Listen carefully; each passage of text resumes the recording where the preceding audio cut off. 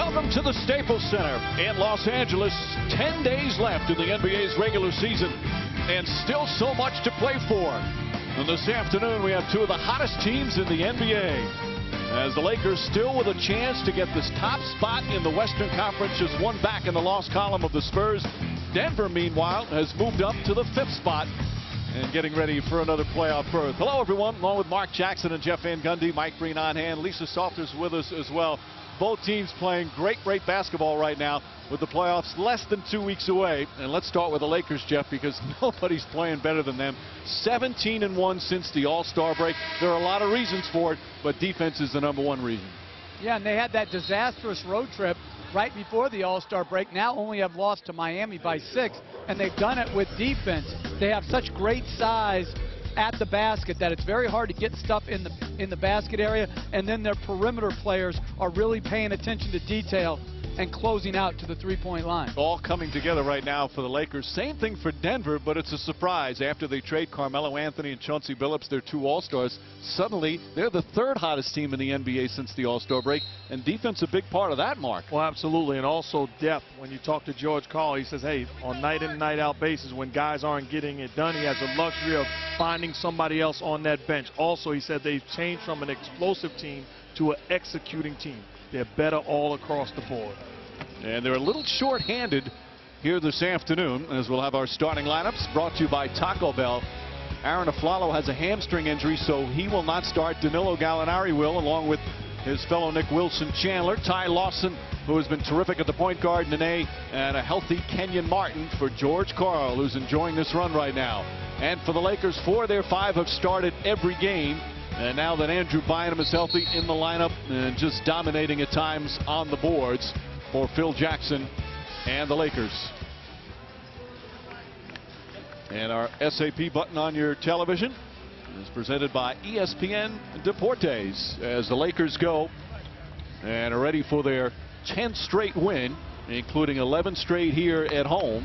Right now the Lakers at 55-20, and who would have thunk it? A chance to catch the San Antonio Spurs for the best record not only in the West but still have the best record overall.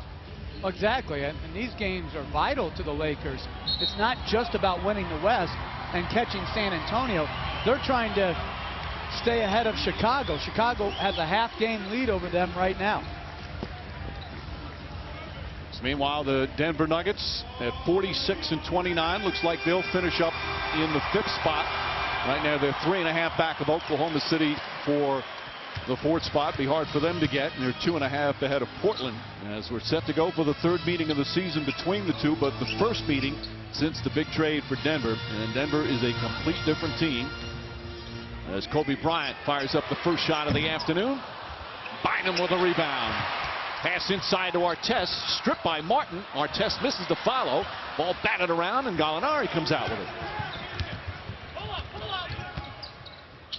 Kenyon Martin and his healthy knee, a big part of that defense that Mark just spoke of. Martin's always been one of the better defenders in the league when healthy. And Chandler throws it away.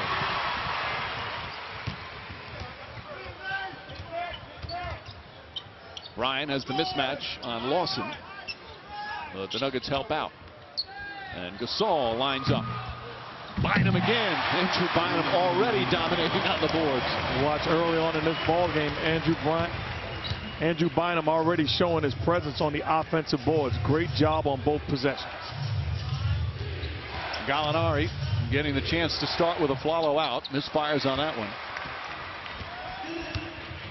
And again for the Lakers in this stretch, not only are they playing great defense, they've also become the best team in the NBA and not turning it over. As Bynum deep down low, and a quick 4-0 lead for the Lakers. Lakers so good at home, 29-8, and that's where Denver, if they want to upset somebody in the first round of the playoffs, they need to be a little bit better on the road. They're 15-22 on the road this season. Dominant at home. Nene. Kenyon Martin left open. And it's going to be Laker ball.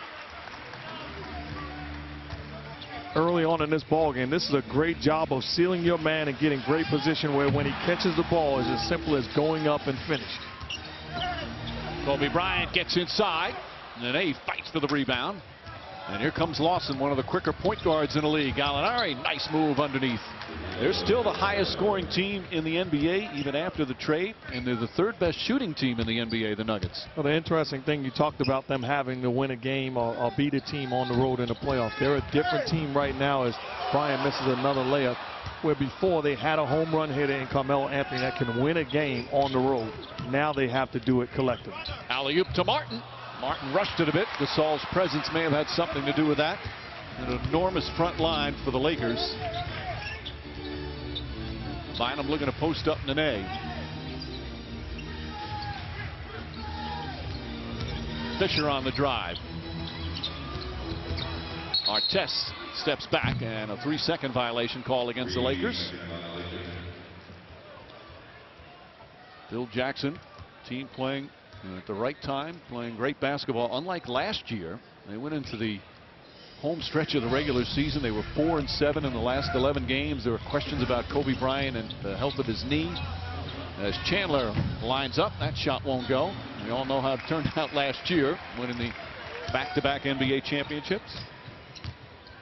And give the Lakers credit. They saw last year, they won Game 7 playing horribly at home. But they won it because they were at home. And so that's why they understand how important home court advantage is. And let's send it over for the first time this afternoon to Lisa Salters. Hey, Lisa. Hey, Mike. Well, just an update on Aaron Aflalo. He is not in the lineup this afternoon, like you said, because of a left hamstring injury. I'm told that it's been a lingering injury, that he originally injured it earlier in the season, missed a couple of games, then came back, then missed a couple of more games, then came back, and then Friday in Sacramento he retweaked it, left the game early, and of course out this afternoon. Mike. All right, Lisa. Fisher does not get that off in time. Aflalo has turned into be a very good player for the Nuggets.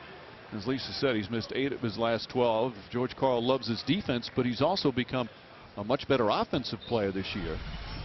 And you see the numbers this season. And shooting 50% from the field. They're also without Chris Anderson. Anderson been in and out. Nice feed, and Chandler the finish as Lawson set him up beautifully. Wilson Chandler has done an excellent job. 3 of the 4 players obtained from the Knicks in the Carmelo Anthony trade, Chandler, Gallinari, and Felton, playing all major minutes and have all contributed to this 14-4 run. It's interesting. They've all shot worse here than they did in New York. And yet their team is playing so well. So some of the Denver players like Ty Lawson have had expanded roles. The depth, the defense has really been what's turned them around. Raymond Felton, who was a starter in New York, now coming off the bench. But in the 18 games since the trade, they've had 9 different players lead the team in scoring, just to show you their balance. Shot clock winding down. Kobe Bryant, nice move. He wanted a foul. Ball tipped out, never hit the rim. And it should be a 24-second violation, but Ronnie Garrettson saying it did hit the rim. The shot clock never reset. They're saying it did hit the rim? Well, the scorekeeper didn't. They didn't reset the shot clock, but... Shouldn't we have the ball determine that?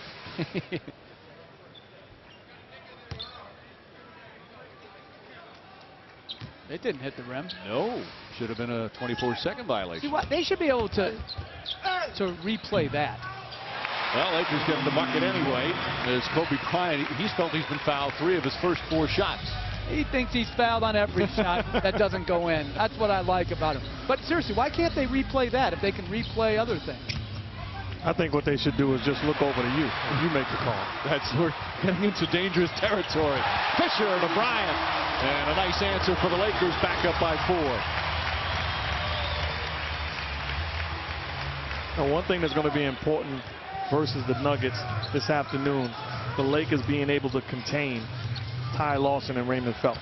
In pick and roll situations, pushing the basketball, they're going to have to do a solid job all game long containing these guys. Nene steps out and knocks down the jumper. Nene in many ways one of the more... Oh, Lawson with a steal. Lakers got lazy. Lawson sets and misses the 3. Chandler the board. Chandler quick shot back. Lawson gets it again. Knocked out of his hands. Denver playing scrappy ball. Gallinari for 3.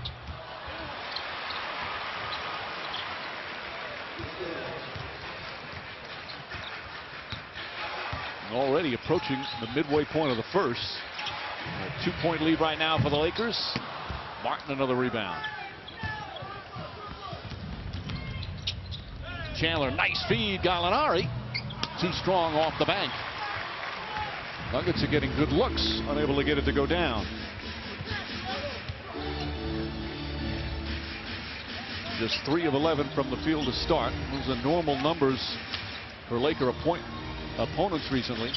They find him against Martin. Kobe Bryant off the mark. A little ragged game to start right now. Both teams going at it pretty good. Not exactly pretty to begin as we're past the midway point of the first already. Well, when you get good defense and you steal the ball, you try to turn good defense into offense here. Fisher up to Bryant. Good lob pass. Poor shooting by both teams to start, but the Lakers are up 2.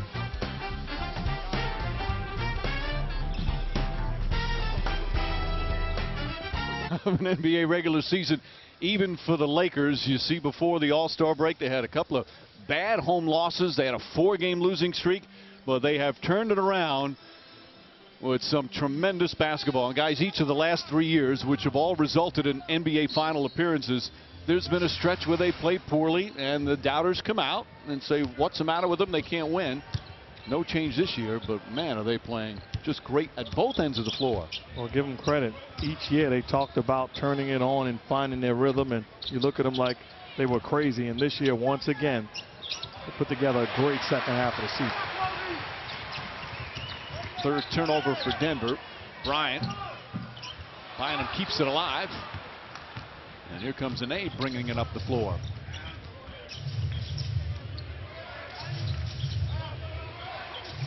Wild pass from Chandler. Good save from Gallinari. Our test on him. And that's one of the things Gallinari has done really well this year, both before and after the trade. Drawing fouls, getting to the free throw line. And he's an excellent free throw shooter. George Karl said that the thing that has surprised him is that he's more of a playmaker. You know, knew that he had that three-point range, but Fields sees a guy take it to the rim and really become kind of a point forward at times for them. Slips that time. And Fisher ties him up. It'll be a held ball. Lawson tried to get a timeout. But those are things you watch Gallinari do with the Knicks at times, putting the ball on the floor and making plays with underrated passes. So that's really not surprising. You see, he's played 9 games. He missed 8. He sprained his big toe, so was out a little bit. Karl has said that all of the players, Gallinari and his playmaking ability, Wilson Chandler and his defense, Raymond Felton and his ability to play the 2, he said all of them are doing things that he didn't know that they were capable of doing. Knew they were good players, but they're all better than what he thought. Bynum with the nice block. Bryant to Fisher. Gasol. Everybody struggling from the free throw line. Or from the field, I should say. Lawson out to Chandler, fires away, way off the mark. To me, Coach, I'm very surprised at George Karl being surprised at what these guys can do, because I think they're basically sticking to who they've been throughout the course of their careers. There's no surprises to me when you talk about Gallinari or Chandler or Felton and what they've done in Denver. I thought Gallinari would be a better shooter than he has shown. He just hasn't shot the ball. He knocks in the 3 there. You know, he's a 34% three-point shooter. I thought he'd be like one of those guys who was a 40%, but he's big. You forget how big he is. I mean, he's legitimate 6'10", but you're right, Jeff. You look at his from the field, he's only shooting 41%. He's very streaky. He'll have games where he can't miss. As Lawson draws the foul, shot won't go, and he'll get to the line. But when he gets hot, he gets hot. That's true, but things went downhill for him as a shooter when Mike D'Antoni said he's the best shooter he's ever seen. Certainly a very good shooter and a guy that when he's in the zone can pull up from anywhere, but not in the class with all-time great. He said that before last season and regretted it almost immediately as Gallinari went into a shooting slump after that. Yeah, sometimes you're trying to just build guys' confidence up, but well, didn't Rick Pitino called you, said you were better than Magic Johnson, and you didn't believe that. Yeah, but don't give an outright lie. Oh, that might be. When you compare those 2 lies, Gallinari the best shooter, or you better than Magic, which is further from the truth? Right, which is further from the truth? I'm going to say Gallinari being the best all-time shooter. I'm giving you the benefit of the doubt on that. I agree because I'm not better than Magic, but at least You think? Okay. No, at least no, clearly, but at least I was okay. Yeah, you mean you were in the ballpark. You like number-wise, you could say like. No, I won't say that. Magic was better, but Gallinari wasn't the best shooter on his team. Gasol leads in and gets that to go. Nice muscle from Pau Gasol. See, I have a question. You said he wasn't the best shooter on the team, and I would give you that. When you were with Utah, were you a better passer than Stockton? What do you want me to say? What do you want? I want you to tell me the truth. You're a truth teller.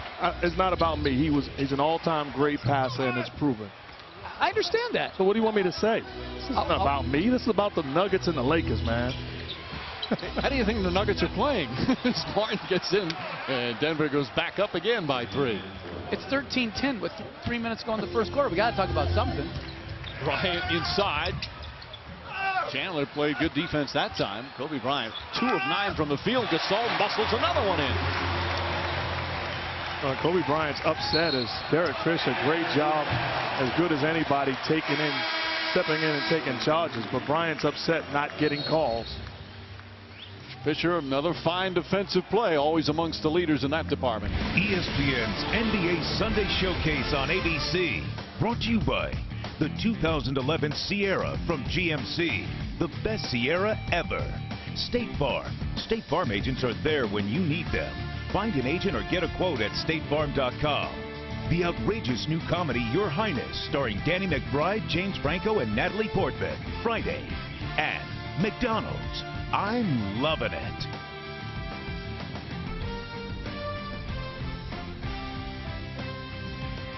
It's the All-Star break, and Bynum just is going after every rebound, Mark. You can talk about Kobe Bryant and Pau Gasol, but the reason why they've had success is because of Andrew Bynum. Talk about that length, keeping balls alive, giving his team extra possessions, great footwork, discipline, sealing the deal, squared up, gives a target, catches, and then that length again, able to finish at the rim. An outstanding job of being the last line of defense, changing, altering shots, and at times blocking shots. It's been the Andrew Bynum show. And then because of his ability to start, Pau Gasol can play his natural position. Lamar Odom can now come off the bench. And Odom right now the favorite, or certainly amongst the favorites for the Sixth-Man Award. Odom in the game for the first time. I'm not disrespecting Lamar Odom by giving him that Sixth-Man Award. He doesn't feel that way. He's a starter. He could start for either at 3 or 4. I'd like to know how many teams he couldn't start for. He could start for Denver. Oh, absolutely. I don't know if there's any that he can't start for, because if you have a 4, he'll play 3. If you have a 3 and 4, he'll play the 5. He's that good. Well, he wants to win the Sixth Man. He thinks it'd be something that would reflect well on his teammates. And said one of the reasons he thinks it'd be a great award, because obviously it rewards success, but it also rewards sacrifices, which he's done, and he talked about it with us before the game. I had to, humble myself a little bit, because I never thought I would be coming off the bench in the NBA, but, for this team, it's the perfect position and the role for me to fulfill. And, hopefully I can keep doing it and keep getting better and, just keep playing basketball at a high level. And he goes back and forth. Obviously, when Bynum was out, he started. Then when Bynum comes back, he goes right to his 6-man role and embraces it. Reminds me a lot of the way that Popovich uses Manu Ginobili. You have a star player that's more than capable of starting and doing a solid job, but he's willing to do whatever it takes to put his team in position to win. Certainly deserving, and should be a runaway choice for 6-Man of the year. Should have the award named after him. Forget that. Don't give him the award. Name the award after him. How did Ginobili never get 6th-Man of the year then? Didn't he receive it one year? I thought he got it one year. This guy doesn't do his homework, Mike. I'm asking a question. You're just freestyling on Sunday afternoon. No, I'm not. I don't understand why. Like, Lamar Odom started too many games to be 6th-Man of the year anyway. Now you're taking it from him? I'm giving him the name of the award. I don't want to just give him the award. That's an obvious thing if you're going to. He's just so much. The guy is like one of the top 30 players in the game. The foul on Smith, who quickly picks up his second. Odom has just been, especially his shooting this year. You saw the shooting percentage at 54%. He's always been an underrated rebounder. Phil Jackson says he's a power forward, and a power forward in a point guard's body. By the way, Ginobili won it in 2008. My mind only goes for 2-year spans, and then I delete all information that used to be in my brain. Bryant finally getting to the free throw line. He felt he should have been there very early and very often. With under 2 minutes remaining here in the opening period, a low-scoring start. Two teams that have been playing excellent defense since the All-Star break. Now Felton is in. Felton spins, turns it over. Blake, nice help from Barnes as well. Laker bench forcing 6 turnovers now as Blake pulls up, knocks it down. 6 straight points by LA. I like the aggressiveness that time of Steve Blake in transition. Rather than searching out Kobe Bryant, took the offensive play and made an aggressive move. J.R. Smith out to Felton. Felton can't connect. Gallinari, the offensive board. Denver just 1 of 6, and Gallinari once again drawing a foul, and he'll get to the line for 2 as Barnes picks up his first. You know, there's a time in this transition where he would wait for Kobe Bryant and then hit him in the corner. This time went away from him, got to his spot, and made an aggressive move. Good offense by Blake. Blake's going to play an important role in the playoffs. Bill Jackson said the bench has been inconsistent with the exception of Odom. And as we listen to some coaching huddles. We're standing around defensively, get active, rebound, box out. You guys are standing around. Play aggressive, play quick, play with each other, play with spacing. Defend them and rebound. Rebound's the key. And the key right now, rebounding. They're up 1 in that department. Gallinari hits a couple. Bill Jackson going to his bench. I actually thought it was his bench that made the difference against the Utah Jazz. They came in and took over the basketball game, and you're going to have nights where your bench will have to get you the W and get you some energy. Gasol, a couple of fakes, shoots over the 7-footer Timothy Mozgov, the other player who came over from New York in the Carmelo Anthony trade. And Lakers up by 4 again. Shannon Brown is in as well for the Lakers. Gallinari, that's a 3. So Gallinari off to a good start. 9 points, 3 rebounds here in the first.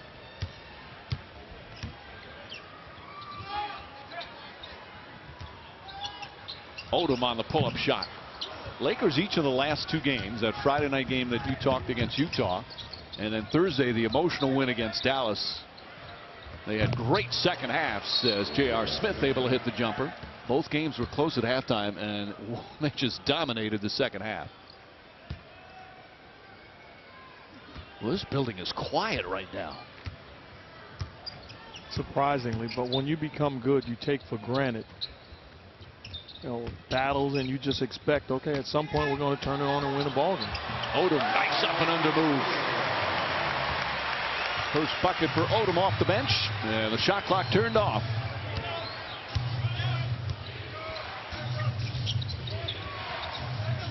Smith. Rebound, Mozgov. And Timothy Mozgov, the rookie from Russia, with a nice follow. Odom, a baseball pass. Gallinari gets it. That'll count if it goes. And it will end the first period. So both teams with some strong defense. Both teams struggling from the field at about 35%. This presentation of NBA Sunday Showcase on ABC continues after this message and a word from our ABC. Told me that you've got to combat their size with speed. You want to run. How do you think you did? I think that's getting into the game okay. I mean, I think we got to continue to keep pushing the tempo. Everybody's got to run for us. We just can't have 2 or 3 guys. We got to have our big guys running. We want to play 3. We want to play 4-on-4, 5-on-5 basketball in the first 7-8 seconds of the clock. All right, thank you, George. Mike, back to you. All right, Lisa. George Karl is really enjoying things right now. Shannon Brown misfires. The best news, of course, is George Karl is cancer-free. Went through the battle with the neck and throat cancer. It's been about a year since his treatment ended. Lost about 60 pounds during all that, but he's gaining some of it back now. Says he feels blessed. And a blocking foul called on Smith. And he really enjoys this team right now. The whole Carmelo Anthony drama of when he was going to be traded, will he be traded, who will he be traded to, took its toll on the team, took its toll on George Karl. It wasn't a great situation. And since Anthony and Billups were sent and these new players have come over, It really has been a share of the ball, no sticky ball, as George likes to call it, and he has loved coaching this team. And really loves playing these guys in Lawson and Felton together because they do a great job of disrupting teams on the defensive end. They pick up the intensity as far as pushing the basketball. A lot of times this is their finishing lineup with these two guys on the floor. Bynum flips it up with the left hand. That won't go. And a loose ball foul is going to go against Denver. So, Carl, it's just a different attitude. Ty Lawson has seen a different George Karl. Probably a month ago, he told me his first joke. You know, I didn't know how to accept it. I didn't know if I should laugh or, you know, I just looked at him awkward because I didn't know if how he was acting or anything like that. That's the first time I heard a joke from him. So, you know, you can tell his spirits is high and he's just excited. You know, just real excited for the next couple of weeks to see what we can do. Well, I think if the coach tells a joke, you have to laugh at it. That'd be a good thing to do. Wouldn't you say, Mark? No, not at all, especially as Coach Jeff Van Gundy. I remember going to his office like looking forward to his last joke. And Bynum over Mozgov.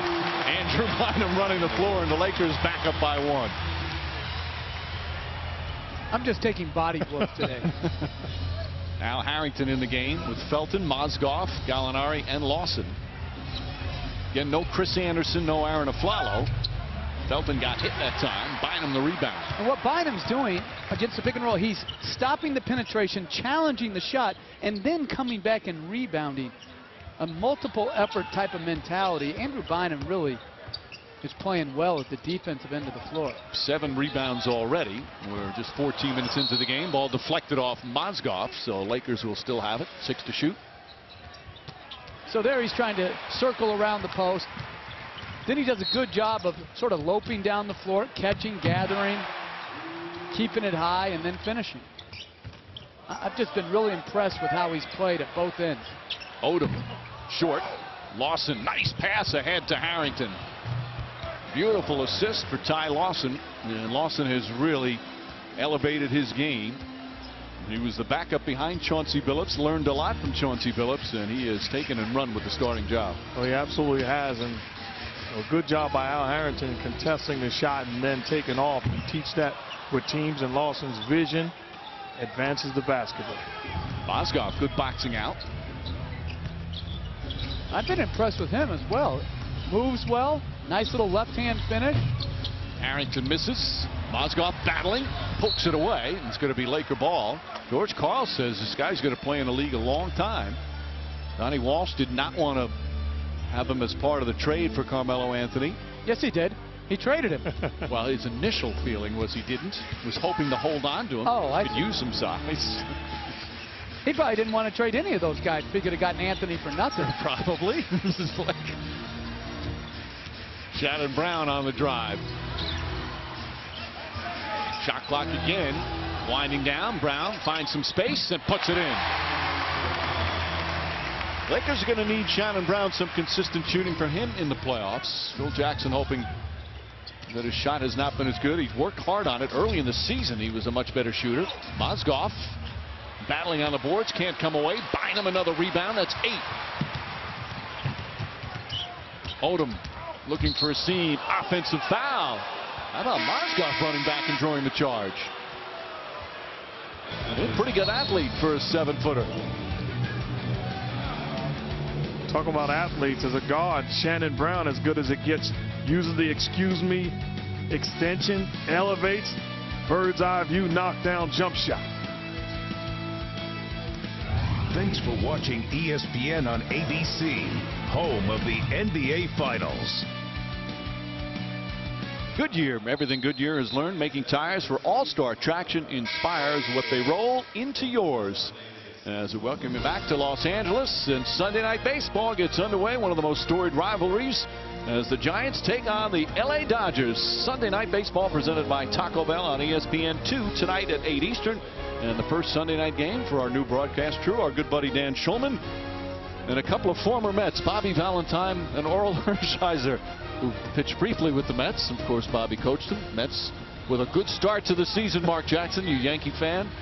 Oh, my goodness. I'm waiting for Bobby Valentine to put on the disguise. The Bulldog.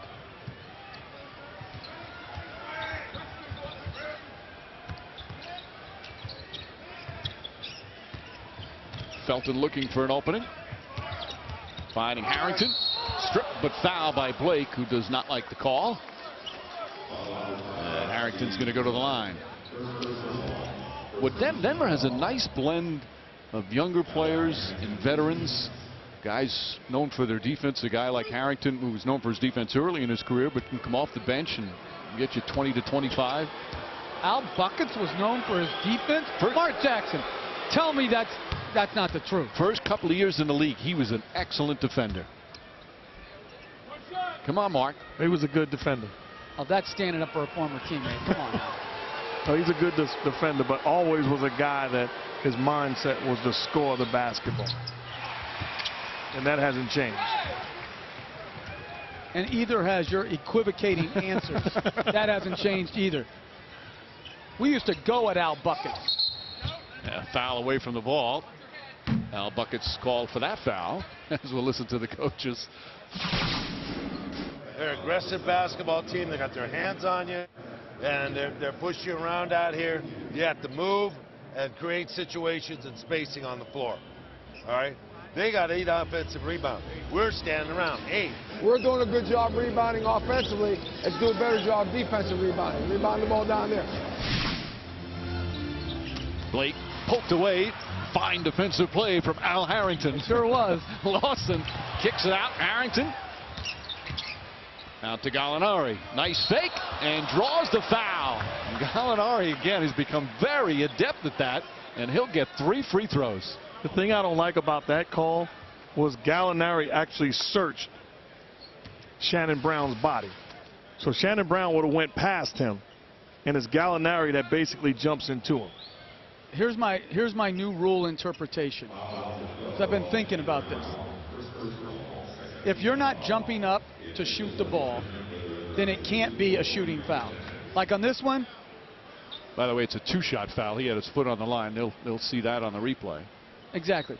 But all this like diving into people to draw fouls, it's very easy to eliminate that. If you're not shooting in a regular shooting motion, then you can't draw a foul. Like if you dive in to somebody, then there should be, the defense and offense should have the same rights, which are none. By the way, I don't agree with that rule. You don't have to. There's the foot and the toe. We already made that point. We could get 15 angles. You don't need the super, what is that called? Super slow motion.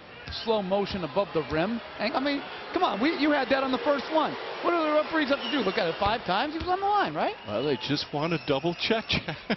Once again, they should look at you and you should say, go ahead.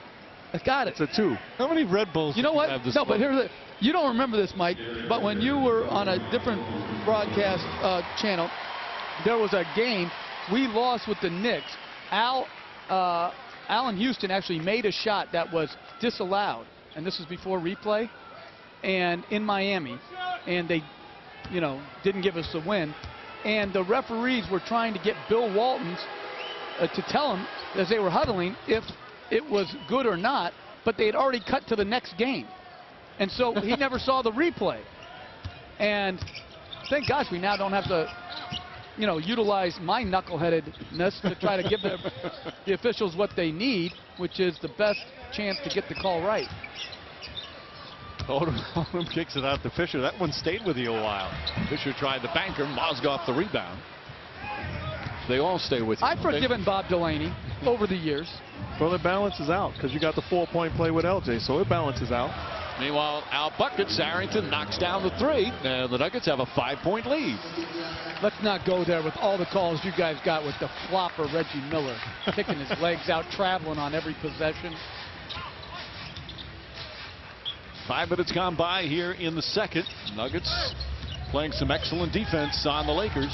Lakers just 33% shooting as Kobe Bryant gets that one to fall. Just 3 of 10 for Bryant, with his team back within 3. That's going to be a problem for the Denver Nuggets when they decide to play Felton and Lawson together. One of them has got to defend Kobe Bryant, and the Lakers looking to take advantage of that matchup. Gallinari very short there. They're both small in terms of height. I mean, Felton's barely 6'1", Lawson's even smaller.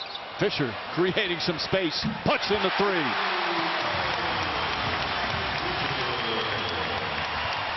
Lawson quickly down the other end and won't go but a foul.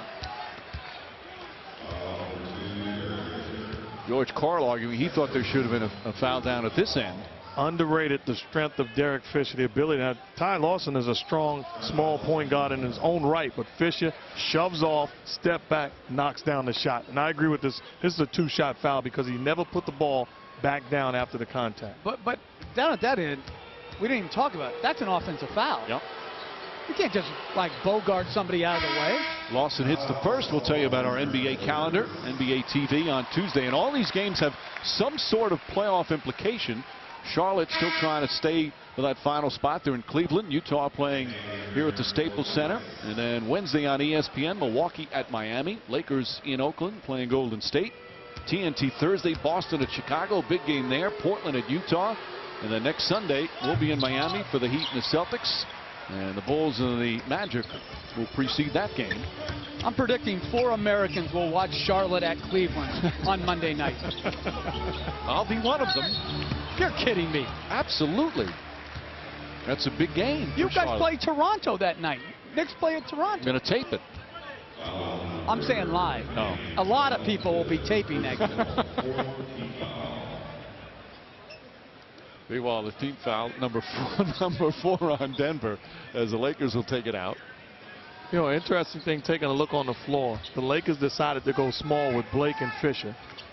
But George Karl keeping Raymond Felton instead of Gallinari on Kobe Bryant. Felton is as scrappy as they come. As Gallinari releases down the other end and throws it down. Nice fast break again for the Nuggets. And Ty Lawson is as good a passer in the full court, just throwing it ahead. He hit Gallinari or Al Harrington earlier. Now Gallinari, the ball doesn't even touch the floor. He gets the outlet and he just sees the play before the play is there. Great advance pass, great running of the floor by Gallinari. ESPN's NBA Sunday Showcase on ABC. Brought to you by Expedia. The best travel tools are all in one place. Where you book matters. Expedia. KFC. Today is a KFC day. And today tastes so good. And the new action thriller Hannah. In theaters everywhere Friday.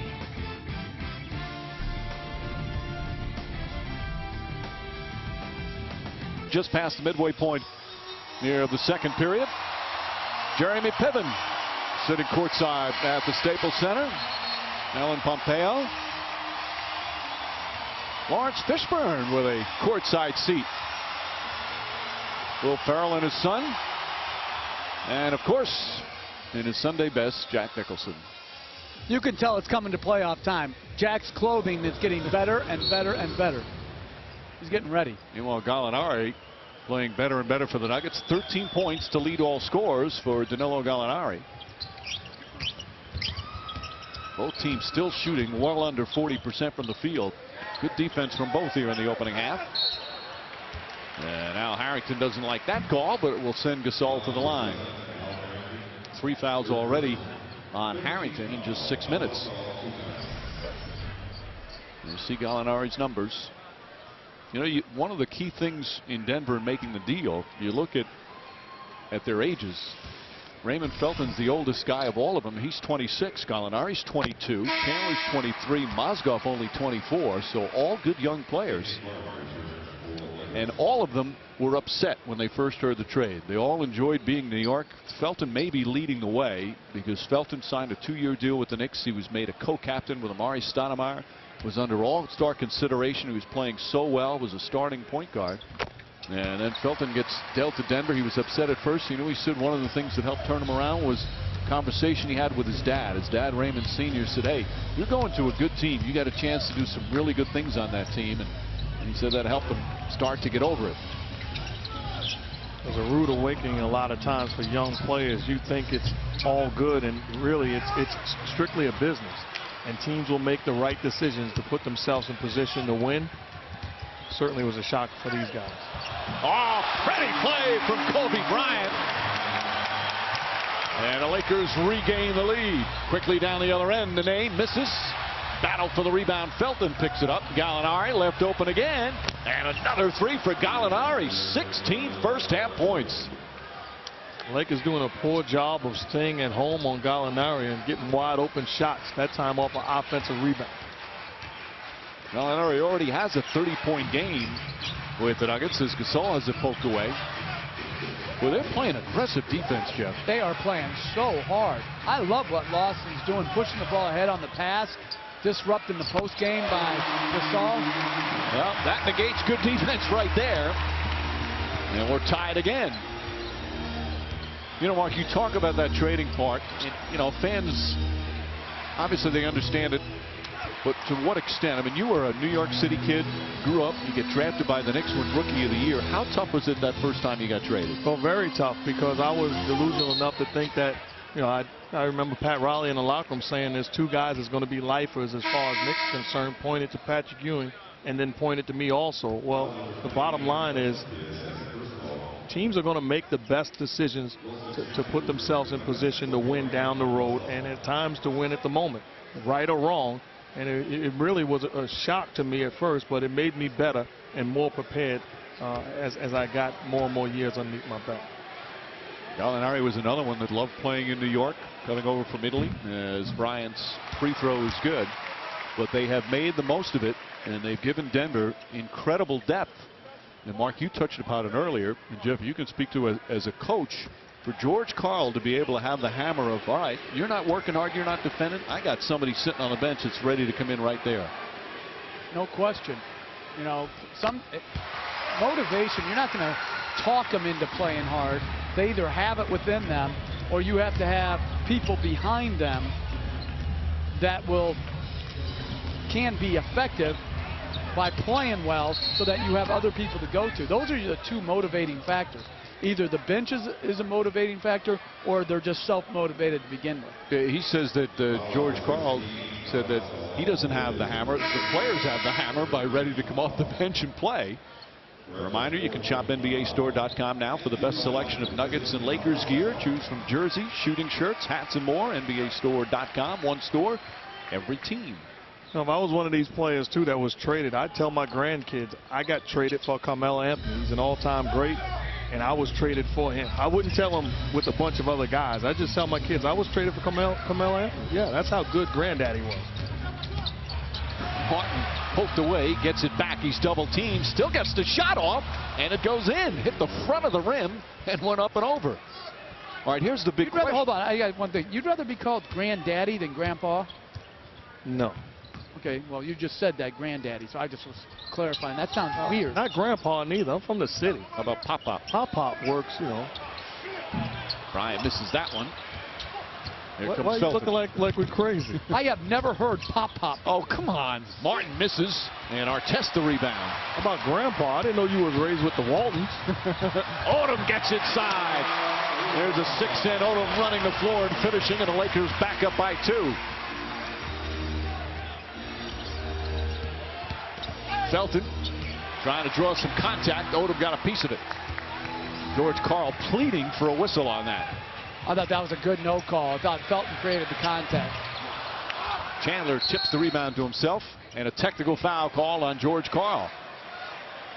Ronnie Garrettson getting on George Karl from across the court. So a one-shot technical. Kobe Bryant to the line. See, you know, those are the technicals I don't like, though, because he wasn't directing any of his comments to Ronnie Garrettson. If Tony Brown had a problem, then he should be the one giving him the technical foul. Tony Brown was right there as Bryant hits it. You don't need Big Brother to protect you if you're an NBA official. Either you can hold yourself to a higher accord. I mean, he's on him. I'm not saying he didn't deserve it. I'm saying that call rests only with Tony Brown. You see it often with a crew chief, with a real young official. Sometimes will step in, but Tony Brown's been around a long time.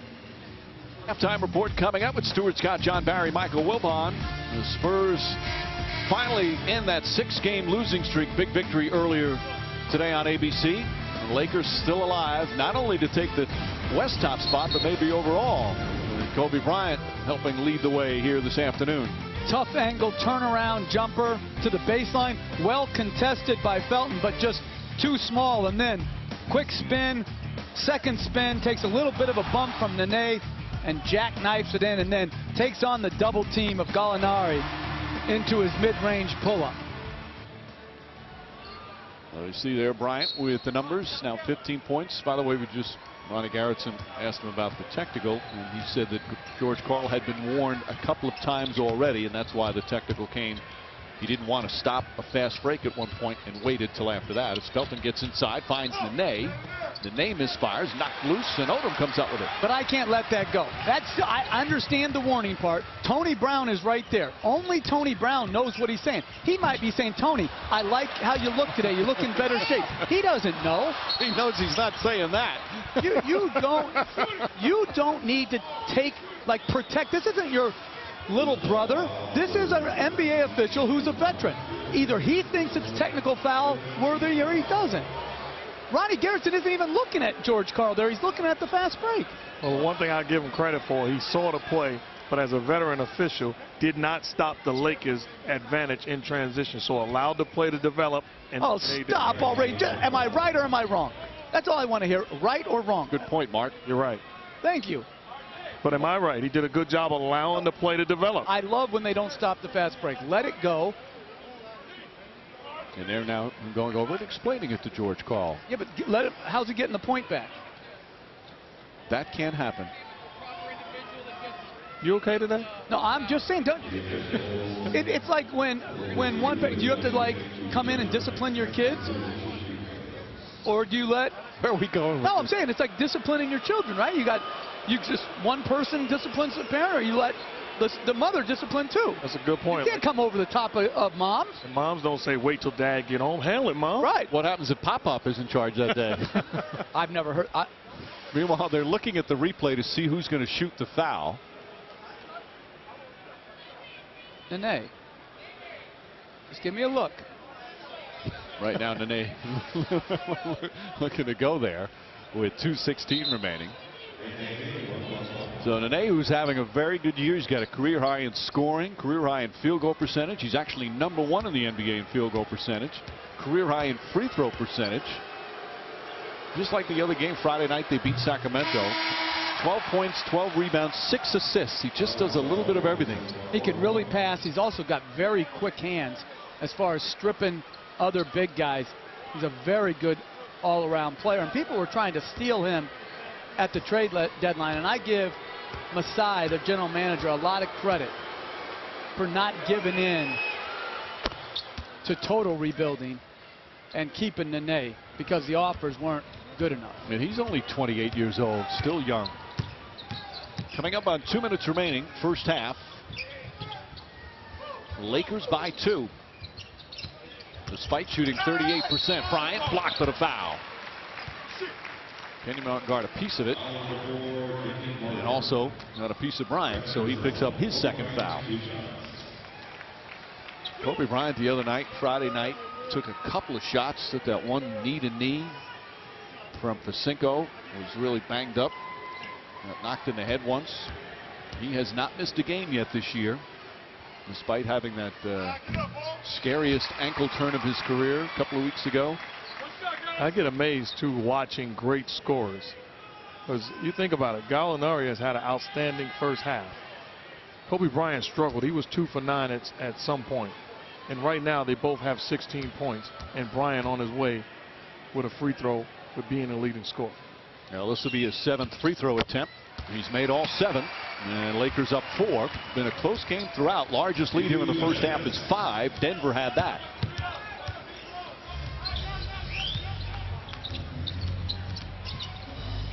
Martin tried to bank it, and Bynum with his 12th rebound of the first half. But that's a shot of the other Lakers defense you're willing to give up. Ron Artest spots up. That's a 3. And the Lakers with the largest lead of the first 2 quarters.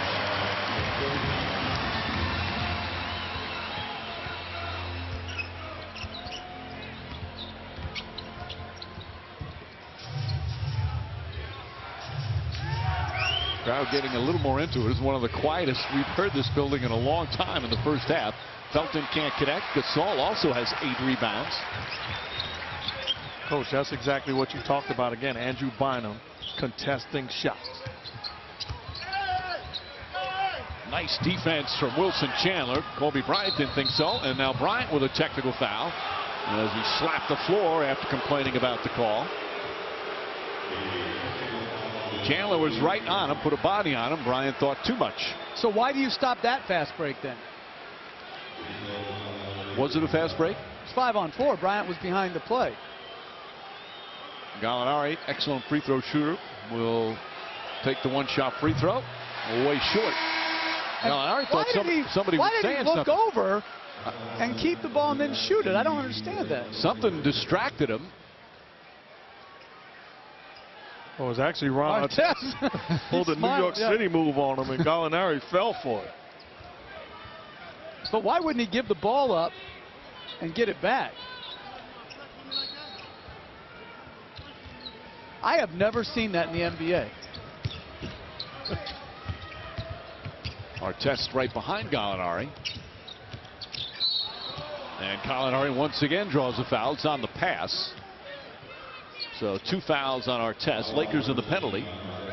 And as Gallinari goes to the line, I'll remind you about our doubleheader on Wednesday night. First at 8 Eastern.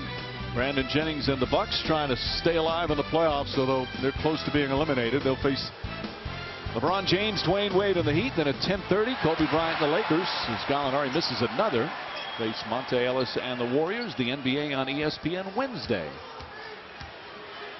Gallinari just 3 of 6 from the line. He's the guy that shoots close to 90%.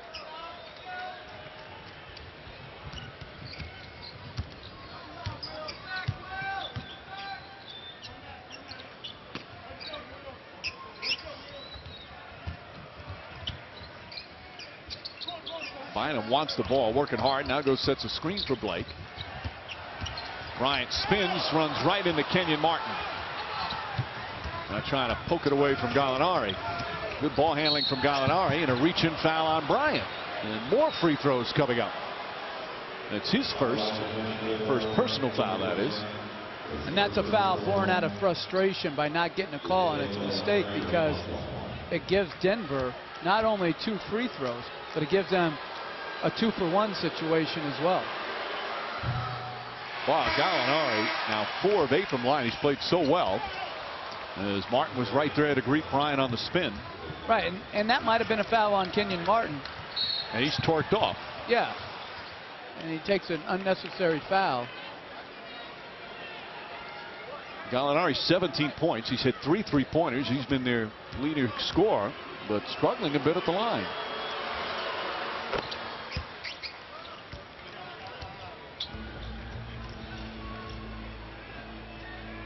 A low-scoring first half. Lawson looking to put some pressure on.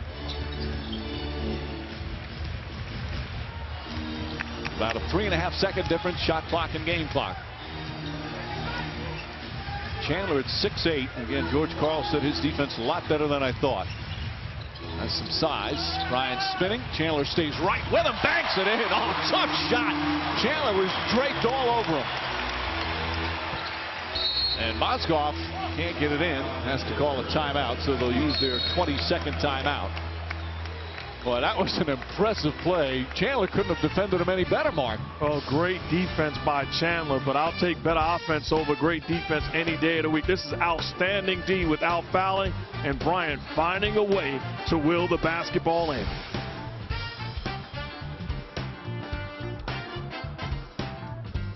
Final shot. They trail by 7. Kobe Bryant just with a spectacular move. Bryant with 13 points here in the second period, 19 for the half. Shannon Brown will come in for defense. Artest with the 2 fouls. They didn't want him picking up a third. Reason for the substitution. Lakers do not have a foul to give. Chandler drives the runner. Bank shot won't go. And that ends the first half. Lakers end on a 10-3 run as Kobe Bryant leads all scorers with 19. Gallinari 18 points to lead the Denver Nuggets.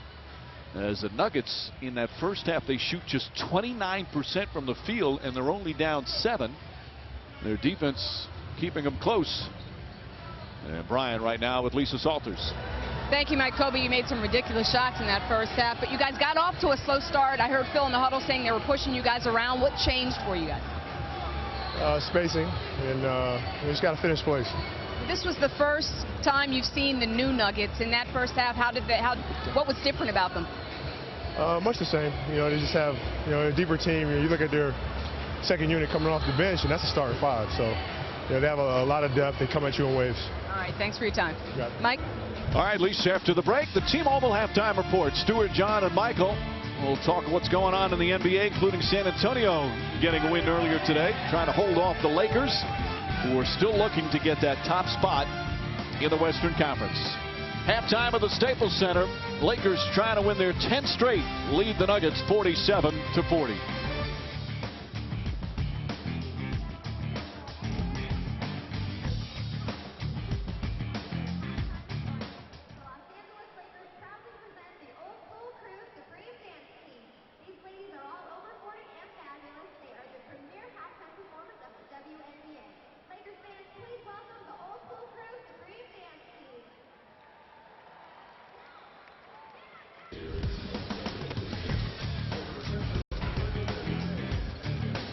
Back in Los Angeles, sellout crowd at the Staples Center as we get set to start the third quarter. It's the Lakers with a 47-40 lead over the Denver Nuggets. Hello again, everyone. Two of the hottest teams in the NBA right now battling here at the Staples Center, along with Mark Jackson and Jeff Van Gundy. Mike Breen on hand. We'll check in with Lisa Salters in just a moment. Defense really led the way in the first half, guys, in this. Both teams playing some excellent defense. Only two guys in double figures. Let's start with the one for the Lakers. Kobe Bryant, Jeff, after a slow start, really came on. Well, he did. He really played well. You know, he got to the free throw line. He made some nice shots. And then, Mark, you've got the package. Well, good assist by you. But Kobe Bryant, when you talk about one-on-one play, he's the best in the business, making teams adjust to his presence on the offensive end. Great job catching the basketball in position to score. Once again, 1-on-2 in this situation. Crosses back, eliminates the defender. At times, the defender's still there. And then when you're that good offensively, you're going to draw a crowd. Your job is to draw a crowd, 1, 2, 3 guys, and then hit the open man. Throws the pass on target to Ron Artest, and Artest does the rest. But it's Bryant's offense and the team building around that.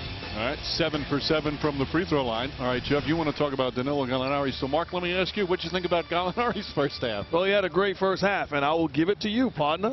Thank you, sir. And he did it in a number of ways. He ran the floor. He got to the free throw line. He made some threes. You see right here, he didn't really sprint here, but Odom is trotting. Good job pushing the ball by Felton. I love how he played in the first half and leads to a foul. And then Gallinari runs again. This time he's rewarded with the layup. Now he's at the three-point line. A short closeout by Artest. And then again, running. Great pass by Lawson.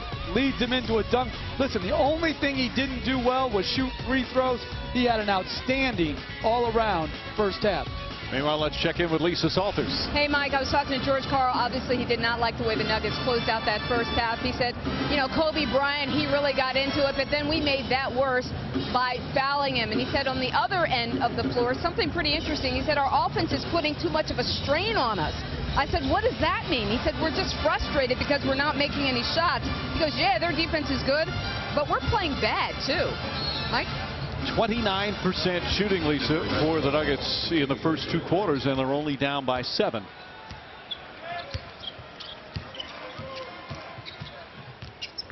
Lawson had a 5-assist first half.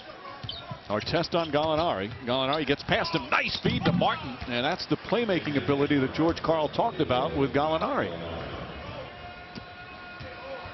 A good job initially going past Ron Artest and drawing a second defender, and then unselfish play. That's a great find by Gallinari. Fisher to Bynum. Bynum had 12 rebounds in the first half. Continues his assault on the boards. Gasol with a jump shot.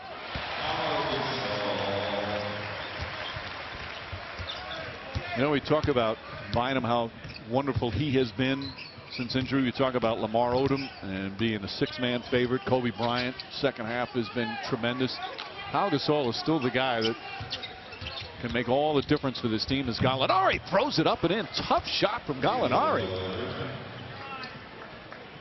But Gasol was starting to get to the point, and it happens with big-time players on teams that have a lot of good players. You start to take for granted how good they are night in and night out, just because they're not throwing up crazy numbers. Especially because of his versatility. You can slot him in different positions. Can play the 4, the 5. Is their lone scoring presence on the block. This does a great job of holding the fort down. And if you want to be a coach for a successful team, you want to have guys that you can pencil in and expect what they're going to do on a nightly basis. And Pau Gasol brings that to this Laker team. Fisher the foul after Nene made a nice defensive play. Third foul on Derek Fisher.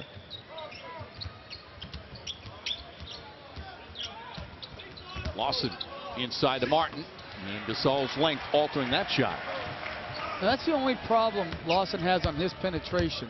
He gets in there, he's very unselfish, but he doesn't really have an elevation or a finishing game. He's got to continue to work on that little teardrop that Mark Jackson first developed. Yeah, that time turned it over. 8 turnovers for Denver. Chandler couldn't get to it. George Karl, a North Carolina grad. His point guards both are Tar Heels with Lawson and Felton.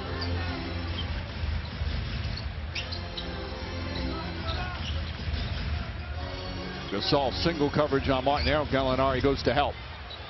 Artest.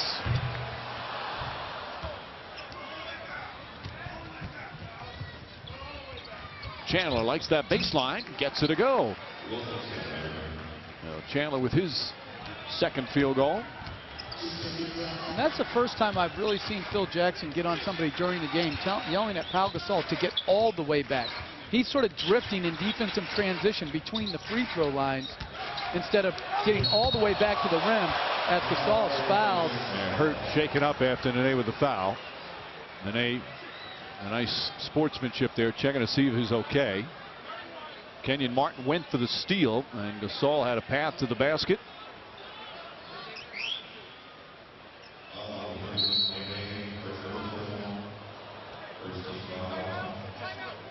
Gary Vitti, the head athletic trainer, now going to come out.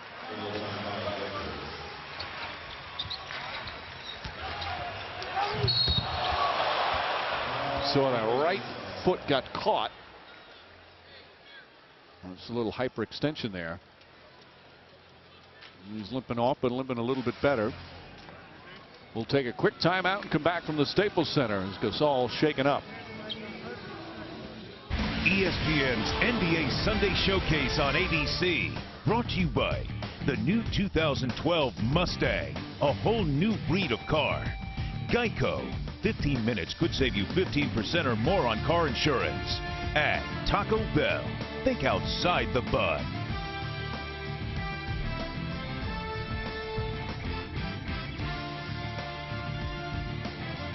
Seems to be okay. He's going to stay in the game. Smile on his face. And he'll get to the free throw line. His Lakers leading by 5 after this play.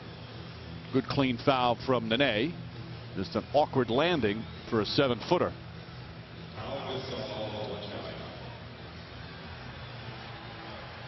And when you see plays like this, you see just how fragile championships are. Boy, you're not kidding. You know, Bynum was out the year that they lost to the Celtics. And, you know, it can turn that quickly. Kobe Bryant comes in, gets the rebound off the missed free throw, but throws it right to Nene. Good defense from Fisher. He's been anticipating Lawson going right on all those moves. Chandler kicks it out to Martin. Nice finish from Kenyon Martin. The unselfish play from the Denver Nuggets, the ball movement, that's what George Karl has loved about this team. It hasn't been easy here today with the defense the Lakers are playing. No, part of the problem is that's the only way Kenyon Martin is going to hurt you if other guys create offense for him. Chandler tracks it down. Comes up short, and Bryant the rebound. And 4 players didn't cross half court. That's inexcusable defensively by Bynum and Gasol. Good touch pass. Artest left open. Line drive misses.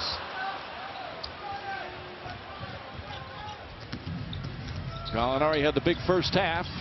Tried to draw a foul. Last touch by the Lakers. As Lamar Odom's going to come back in. Kenyon Martin's not a post-up guy or a jump shooter. He's going to get his when there's dribble penetration. He's able to catch it and finish at the hoop. And Pau Gasol's going in the back. Early substitution with Lamar Odom coming in. Just to check on that. Stayed in the game as Nene puts it in. Nice move with the left hand from Nene. He's been quiet scoring-wise, just 5 points. Denver back within 1.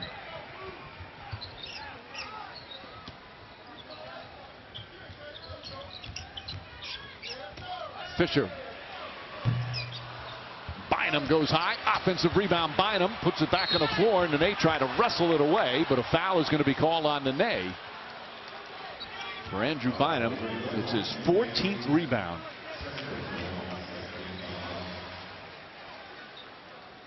Once again, that length, you can't teach it. Andrew Bynum's ability to go get the basketball. And Phil Jackson talking to his team saying, let's go, let's go. It's a different story when you're playing against a short-handed or less than talented team with the Utah Jazz than playing against this Nuggets team.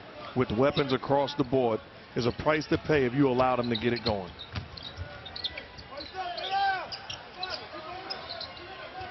Chandler right up on Kobe Bryant. Odom sets up way short. Long rebound right back out to Odom. Odom gets inside. Nice banker. The versatility of Odom. Such a skill level for a 6'10 player.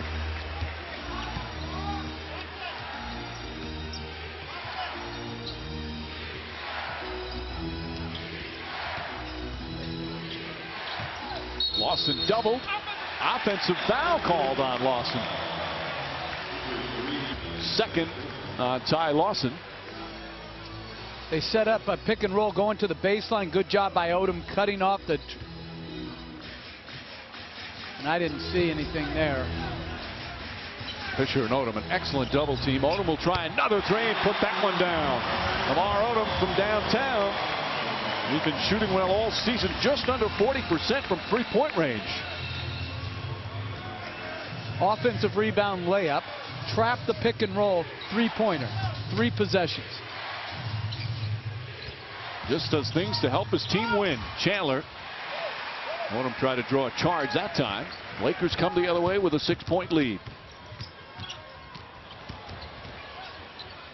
Fisher, bad pass to Gallinari. And a foul on Odom. Won't be a clear path. Our test was ahead of him. So Denver will take it out of bounds. How many teams lose a guy like Pau Gasol and think, uh-oh? Phil Jackson thinks, uh-oh, I'm about to put Lamar Odom in the ball game. He comes in and immediately has an impact on the game. That time knocks down the uncontested long ball. Nene tries again. Inside pass to Gallinari. Left-handed shot. Gallinari once again with the left hand. And he's got 22 points. Well, Gallinari he's learning different ways to score. Offensive foul. Artest trying to post up Gallinari, put the left arm around him, and he's called for the personal. I think the problem with the Denver Nuggets, great depth, but once again, you're looking, it's a concern as a coach when there's nobody that somebody else on the team doesn't think they're better than. So they have 2 deep at every position. And a guy like Raymond Felton feels he's better than Lawson. Al Harrington feels he's better than their starting small forward or power forward. So nowhere across the board do guys understand their role and are committed to. Lawson steals another inbound pass. Count it, and a foul. Nene with 2 tough shots. The first one, that finger roll. Now that one, but credit Lawson. That's the 2nd time he's stolen an inbound pass after a made basket. And this isn't on Derek Fisher. If you're taking the ball out of bounds, you are the guy's eyes. It's not on Lamar Odom. That's on Andrew Bynum being careless. And the Lakers going to find themselves in a basketball game because of their carelessness. All right, let me ask you guys. We've talked so much about, they're 14-4 since the trade, ball movement, everything.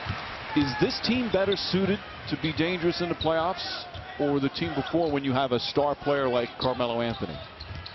I thought their team that they had before was very dangerous too. They went to the Western Conference Finals 2 years ago. I think it's too early to judge, as we're seeing some. They thought it should be Denver ball. Yeah, difference of opinion on the out of bounds play. I think it's far too early to judge who won, who's more dangerous. It will be told over time. Even George Karl told us yesterday, he goes, I still don't know this team yet. I like what I see, but I really don't know their capabilities. We know his capabilities. What a neat shot. And to me, it's not too early to tell. You're talking about Carmelo Anthony with the Denver Nuggets having the future champs on the ropes. Nothing like as Nene knocks down a shot. Nothing like having a guy in the middle of your lineup that at the end of the day, at the end of the game, you don't have to draw up anything. Just get him the ball and he'll make a play. The Nuggets do not have that home run hit in this line. Travel on our tests. All right, how about you're setting up a defensive play? You want to stop defensive as Pau Gasol is going to come back on. Good sight for the Laker fans. What's tougher to set up a defensive game plan against a team with a player who you know you're going to have it all the time, or a team that moves the ball so much and you just don't know which guy's going to take over? Without question, particularly in the playoffs, it's harder to guard great players who are rested, because you can take away ball movement patterns type of thing, but what you can never take away is individual greatness. Artest draws the foul, and he'll get to the line. Well, this Nugget team, again, they're enjoying their success, enjoying playing with each other. They feel that they've got a chance to be very dangerous in the playoffs. Right now, first-round matchup would be against Oklahoma City. But until they go out there and actually do it, we'll wait and see. Meanwhile, you saw Gasol, excuse me, Mark, sitting on the bench with an update. Let's go to Lisa. Hey, Mike. Well, as Pal was coming out of the locker room, I asked him if he was okay, and he gave me a high five and says that he's fine. Gary Vitti worked on the knee a little bit in the back, just moved it around a little bit to loosen it up. He's back on the bench, expected to come back in the game. There's no way Pau Gasol gave Lisa Salters a high five. It's impossible. It's a little taller than Lisa. You're right, Mark.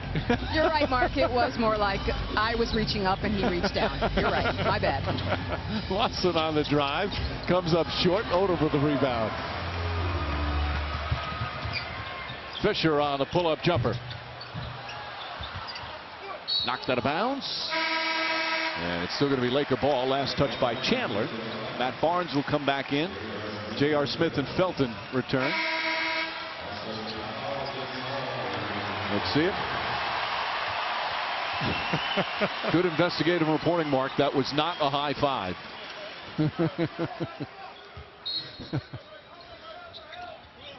Thank you, Lisa. That is so wrong, you guys. So wrong. Brian with his shot. That won't go. And he got fouled down low. J.R. Smith just sort of grabbed his shirt.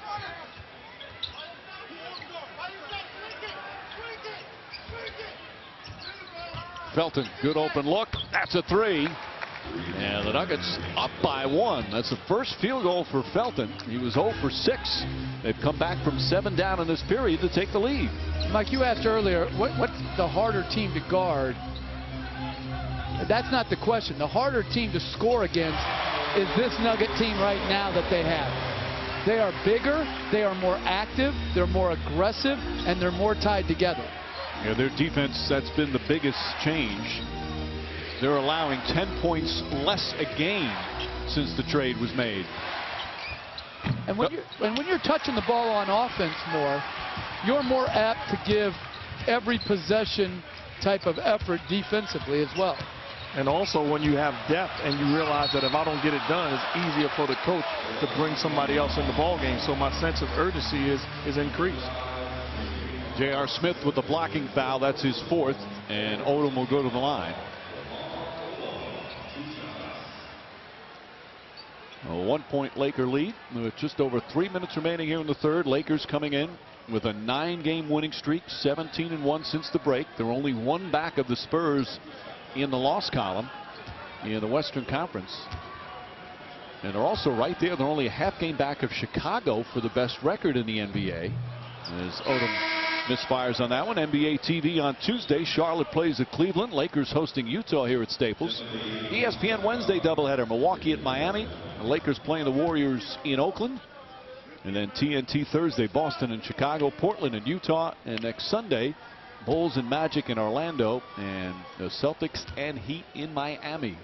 All games having some sort of playoff implication or trying to secure what playoff spot you're in. Ball batted around, and it's going to be Denver ball. Yeah, we'll have a timeout. Just under 3 minutes remaining in the third. Good close one between two of the hottest teams in the NBA.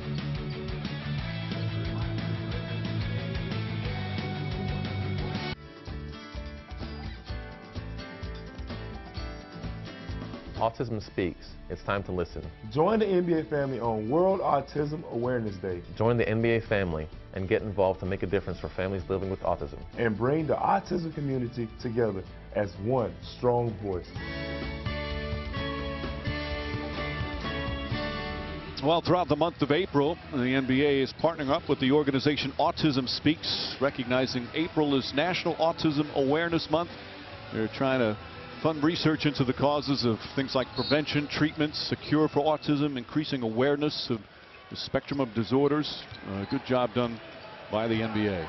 And do you guys remember Jason McElwain, that great story, J-Match, when he made all those baskets? I just read the book that was written as Martin is Fouled about that by his high school coach, Jimmy Johnson, and I think the other author was Scott Petoniak. And it was an outstanding recount, not of only the battles he has with autism, but also how he was accepted by the student body. And to me, that's the best part. This kid was disabled, but the student body celebrated his success versus trying to, have the stigma of autism put on him. That was a beautiful part of that book. And when you ever watch the highlights of that, when he hit, I think it was 7 3-pointers down the stretch, it's hard not to get emotional watching how everybody was so happy for that young man's success. When they stormed the court, I watched that on YouTube, and I just watched it right after I finished that book again.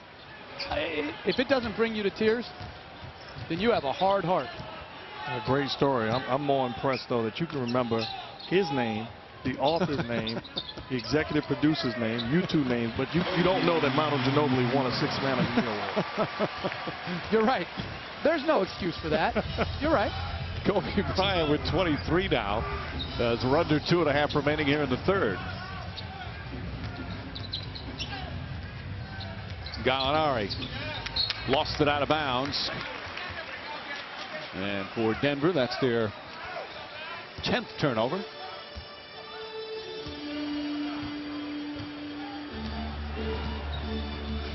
Lakers, meanwhile, with 15 turnovers. That's a big stat for them. They're #1 in the NBA in that department. Fewest turnovers per game for them as Odom banks it in, but the Nuggets have forced a lot of turnovers.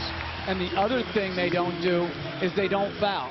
So if you don't turn it over and you give up the least free throws in the league, you got a good head start of giving yourself a great chance of winning because you're not beating yourself.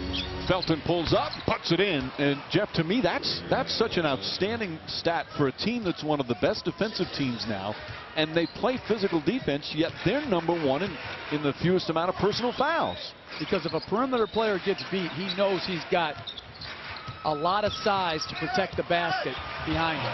Mozgov comes flying in and grabs the rebound. Odom thought he went over the top. Here's Felton pushing. Felton down the lane and puts it in. The impressive play from Felton. Felton's one of the scrappiest players in the NBA. A big-time competitor. Really has, elevated his game this year. Started off in New York where he had a runway. Very easily could have been an all-star in the Eastern Conference. Odom, pretty play for Lamar Odom. And he's starting to have some good numbers. 9 of his 13 here in the third. We've had 18 lead changes in this game. They split the first 2 meetings. Both were in Denver as Kenyon Martin knocks it down. But both games came before the trade, so it was a complete different team. There's Barnes. Barnes back in the lineup. Served a 1-game suspension Friday night for his third-party participation in an altercation in the Dallas game Thursday. Blake misses. Barnes the rebound. Back out Bryant. Nobody near him. He doesn't shoot it, though. But he didn't because he's trying to run the clock down. Even though there's a 5-second differential, it's a harder differential. Bryant gets to the basket, tripped up, and he will get to the line. Let's listen to a recent George Karl huddle. Don't even hesitate. If they're giving you the middle, they're giving you the window, you got to go there. You got to go there and figure it out. I mean, it's on me. If we don't figure it out, it's on me. I trust and believe that you guys are going to figure it out.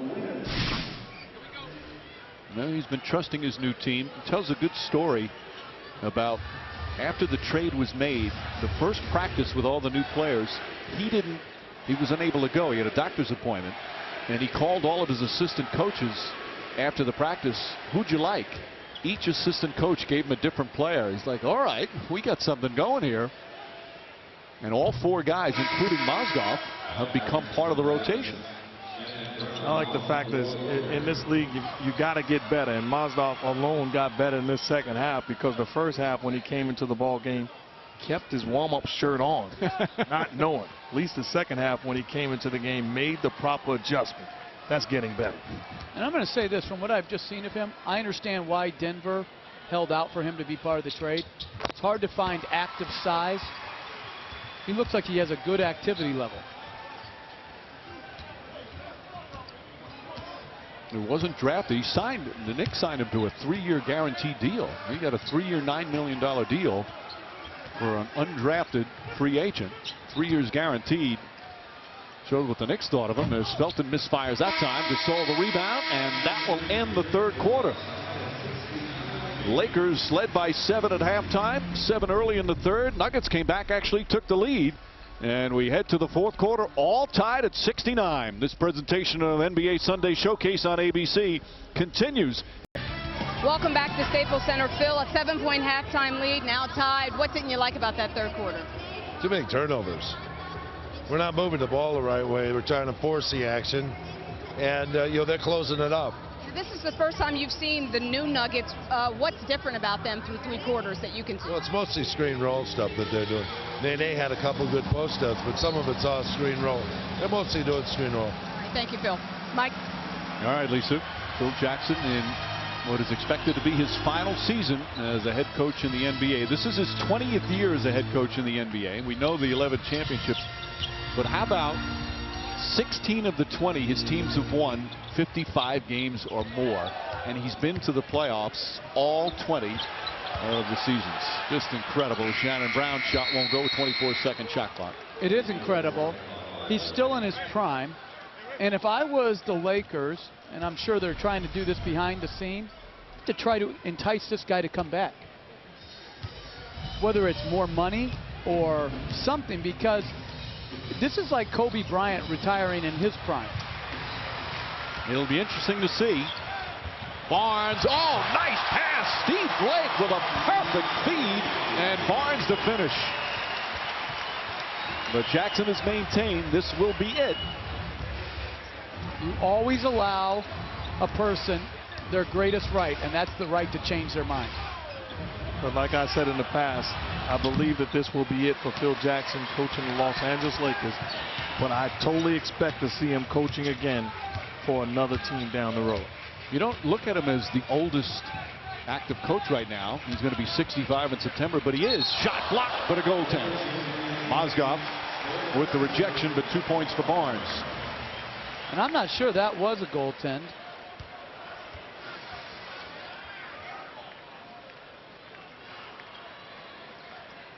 I think so. I don't know. Even when they show those, I can't tell. It's like in replay. So if you can't tell in replays, how are you supposed to get it right at close speed? It is a hard call. Harrington back in the game. J.R. Smith just 1 for 5. He's been quiet. Shot clock down to 5. Felton sets up Harrington. Way short. And Odom with another rebound. Lakers by 4. Opening minutes here. Bynum inside. Shot blocked again. And another goaltend by Mozgov. Mozgov saying, what do I have to do? He's channeling his inner Patrick Ewing from North Carolina, Georgetown, where he just blatantly goaltends. I mean, this is a block or a charge. I don't even think that's going in. Mozgov down the other end. Bynum got a piece of it, and it should be Laker ball. Now, Bynum got a piece of it, but I think Mozgov, yes. I think this is a mistake all the time on these plays. He hit it early, The great defensive play. Hit it there, and he still got his hands on the ball. Right. So this happens all the time. Great block from Bynum. That's his second rejection. Bynum just continues to play so well defensively, rebounding. Felton gets in the paint, count it, and a foul. And you're talking about Bynum's rebounding. He has, what, 5 offensive rebounds today? Yep. And I'll get back to this as we watch Felton penetrate the ball here.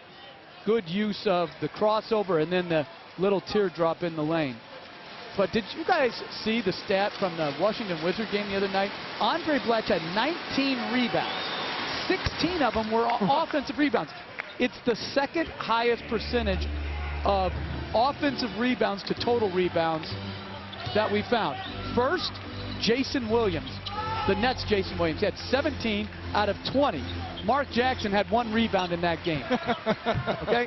And you know who another guy is? He's in this game who's in the top 3. I know who you're talking about. Who? Joe Smith. Yes, Joe Smith had 14 out of 16 were offensive rebounds.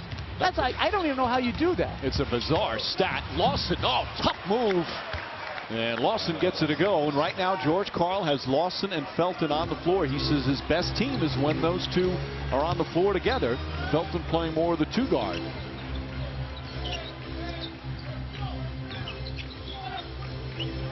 Shannon Brown. Brown's jump shot, his second of the game. And Raymond Felton upset, felt like that was an illegal screen, but you can get away with playing these smaller point guards when you don't have a post-up guy that you're defending against. Felton again knocks down the 3. And Raymond Felton having a strong start. He's got 6 points already here in the 4th, 13 for the game. And to me, you can't overreact to Lawson's penetration. You've got to make Bynum just block it or make him finish versus allow him to kick it out. J.R. Smith, great extra pass to Ray Felton. Steve Blake stolen by Smith. How about Smith? An extra pass, a defensive play, all the things George Karl's been trying to get him to do. Smith has a world of talent. And a foul called. It's going to be on Blake, his second. We're going to have a timeout. Well, you look at Lawson's penetration to set it up. Crossing it over, drawing all the Lakers. Good touch pass by J.R. Smith to the wide open Raymond Felton. Tie ball game. 8:24 left. San Antonio now with 5 left. Lakers not counting today's game. And then have 6 remaining. And of course that one game here at the Staples Center. The teams will face each other. Right now San Antonio owns the tiebreaker. They've beaten them 2 out of 3. So if the Lakers win that one, obviously that would even things up. And they would then go to the conference record. But it's there for the taking. Mozgov and a foul. Nice play from Mozgov and a chance for a 3-point play. I am loving me some J.R. Smith though right now. That is a heck of the pass off the dribble. Good adjustment by Mozgov. While you're loving you some J.R. Smith, I agree, but this kid Mozgov, a heck of a player. He's come in and made a difference since he entered into this ball game. You can see he's a starting center in this league. All right. You're absolutely right. He started sometimes in New York, had his ups and downs, just learning the NBA game. But as the year has gone on, he's a quick learner, smart kid, played pro ball in Russia for 6 years, but this is his first year in the NBA. Barnes drew the foul. And he's got what he does, he runs the floor well, very athletic, and he's got a good skill level as well. That's one of the reasons why they gave them in New York that guaranteed contract. Played in the World Championships this past summer, and a lot of people saw him and felt, pretty good. Credit for signing him as a free agent, undrafted free agent. And there's the man that did it. He pulled off the trade. Masai Ujiri, who pulled off the Carmelo Anthony trade. And he even said, Ujiri said after the trade that they felt they got killed on the trade. Well, it's obviously that wasn't the case. I mean, you still have to wait and see how it all pans out over the course of time. But they got themselves a lot of young talent. Smith puts down the shot, and the Nuggets up by 4. What a turnaround here. A 10-point turnaround in the fourth quarter, and the Staples Center quiet again. J.R. Smith doing a very good job in pick-and-roll situations, keeping his dribble alive, forcing the defense away, and then going into an aggressive mode. A 13-3 run. Odom, wild shot won't go. Barnes couldn't hold on to it, but they say last touch by Mozgov. See, in pick-and-roll situations, Andrew Bynum helps, but he keeps it alive until help goes away, comes back to the spot, and has an uncontested jump shot.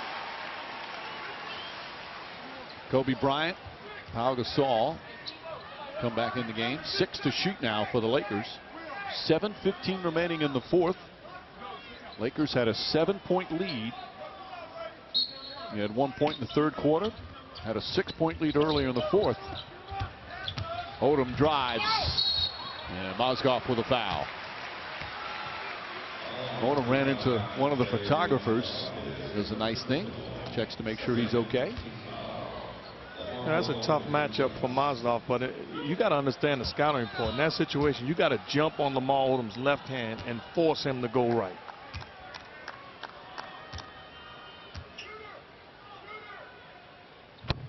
And 7 for Odom. Sunday Night Baseball gets underway with the Giants and the Dodgers from Los Angeles. Presented by Taco Bell on ESPN2 tonight at 8 Eastern. And our new team, our good buddy Dan Shulman, Bobby Valentine, Oral Hershiser will bring you the action, the new Sunday Night Baseball team. Bulldog, right? Wasn't that his name? A Bulldog. What do you have, 59 consecutive scoreless innings? Unbelievable.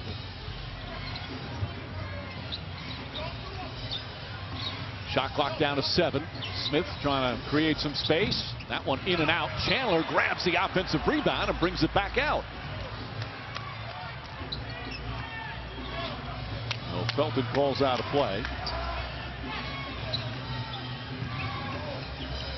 Harrington puts his head down. Pass deflected. Was it last touch by Mozgov? Yes. And Laker ball. Again, Denver missing 2 key players. Chris Anderson, the Birdman, not playing. And he injured his ankle in the third quarter the other night. And Aaron Aflalo with that hamstring that's been giving him some problems. And Aflalo's sitting on the bench in street clothes right there as well. But the Nuggets lead by 3. 6.5 remaining here in the fourth. Bryant to the basket. Kobe Bryant now at 26. You're the Nuggets, you got to do a better job of helping. That's a straight line drive by Bryant. Crowd coming alive a bit. They've been quiet a lot here this afternoon. Nene kicks it out. And an offensive foul. Steve Blake took a shot. The ball a bit delayed. Jackson holding on to the basketball. No, Chandler's got to contain him a little bit better, but everybody on the floor in blue has got to understand help has got to be there and force him to get rid of the basketball. That's too easy on the offensive end by Bryant. Steve Blake is bleeding, so they'll try and stop that. They give him 30 seconds. There's Gary Vitti. Good double team, good call.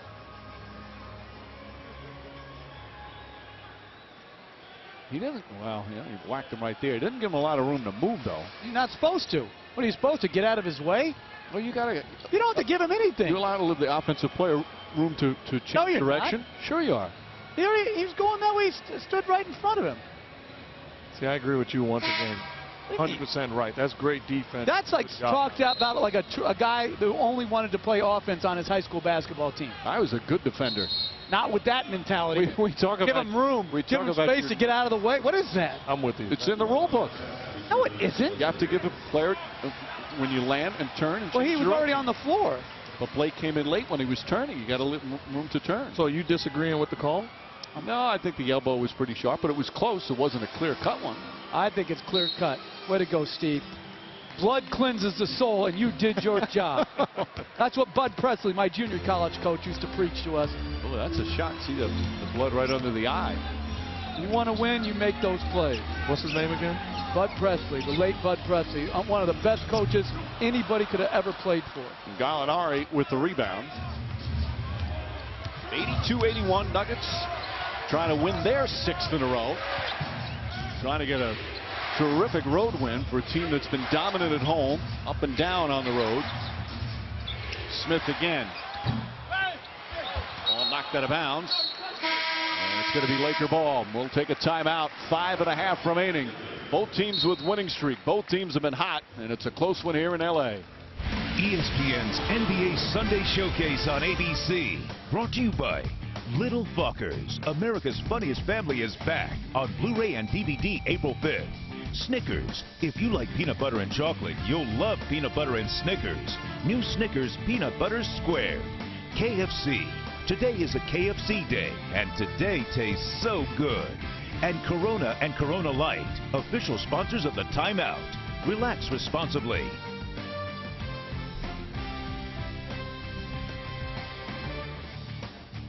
At the Staples Center over the Lakers, George Karl trying to get his point guard Ty Lawson to remain aggressive. Don't even hesitate. If they're giving you the middle, they're giving you the window, you got to go there. You got to go there and figure it out. That's the coach telling you, I trust you. Make the play. And Ty Lawson, listening to the instructions, aggressive play, gets into the thick of the Lakers defense and then figures it out. Time and time again, one time making a play for a teammate, that time aggressively scoring the rock. Right now he's on the bench. Of course, he played well at this time of year when he was back at North Carolina. He was the point guard for the NCAA title team in 2009. Felton won a title at Carolina when he was the starting point guard as well. And an offensive foul. Nene steps in and draws the charge. Lamar Odom picks up his 5th. You see, this is a good call by what the officials are told to do, but I don't like the call, the interpretation. To me, once you pass it, you taking a charge just slows the game down. It's more like the college game where it's just charge, charge, charge. I just think it really breaks the flow of the game. And Smith fell down and calls a timeout. Ronnie Garretson says, you want a 20 or a full timeout? And George Karl deciding. Meanwhile, Smith comes up hobbling. And they'll use a 20-second timeout. Smith called the timeout after he slipped. Denver still with a 1-point lead.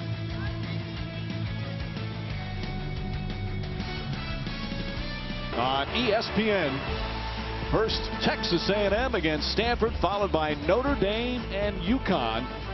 ESPN, the exclusive home of the NCAA Women's Championship.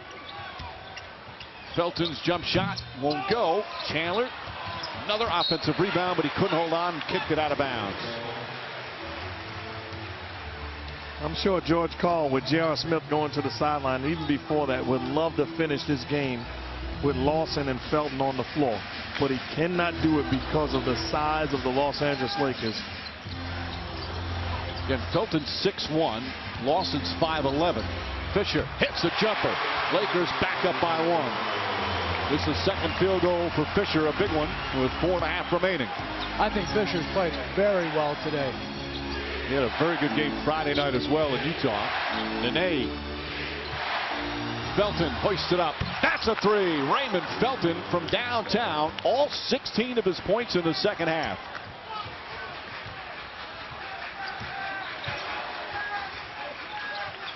And the Lakers have really downsized.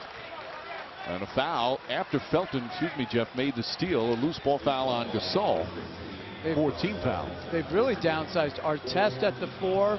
Barnes at the small forward with Bryan and Fisher. Felton 16 points, including 3 3-pointers. Gets in a lane, kicks it out Chandler. Chandler off the dribble. Chandler's a good mid-range shooter. He thought he got fouled and banks that one in. And the crowd a little antsy right now.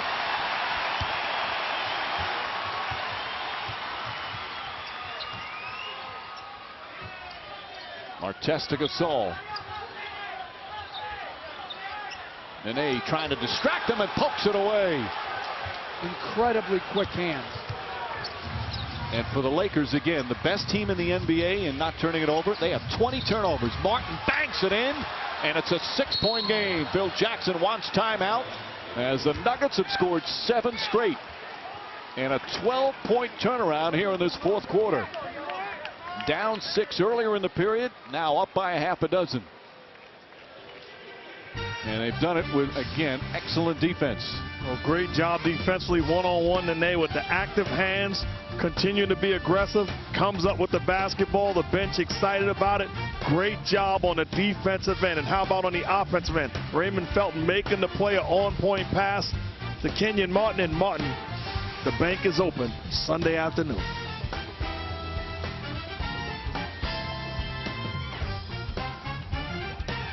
Making tires for All-Star Traction inspires what they roll into yours. As we welcome you back to Los Angeles, the Staples Center. Lakers now in a 6-point hole.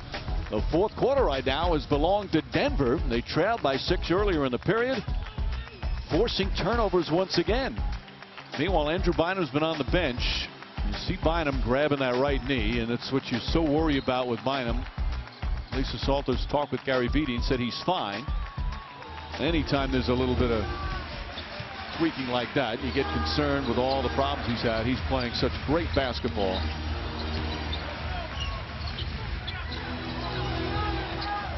And I like how they're trapping Bryant on those pick and rolls. Setting it up for Fisher for 3. Ball tipped and taken by Felton. But you're so right, defensively, great job by the Nuggets, making sure that Kobe Bryant doesn't win this game. Felton gets inside, and he took an extra step.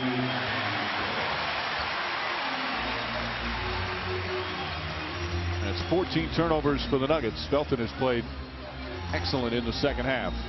Bynum still sits.